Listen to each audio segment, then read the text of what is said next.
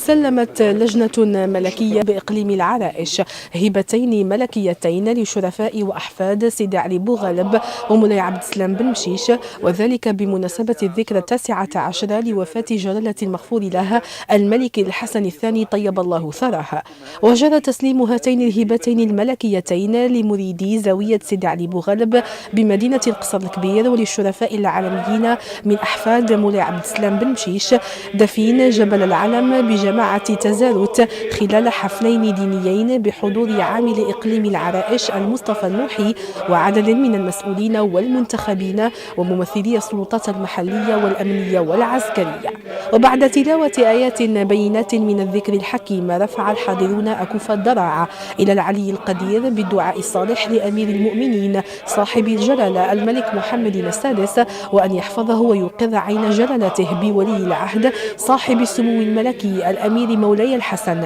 ويشد أزره بشقيقه صاحب السمو الملكي الأمير مولاي رشيد وبسائر أفراد الأسرة الملكية الشريفة. كما ابتهل الحاضرون إلى الباري عز وجل بأن يمطر شأبيب الرحمة والمغفرة والرضوان على روحي جلالة المغفور لهما محمد الخامس والحسن الثاني طيب الله ثراهما.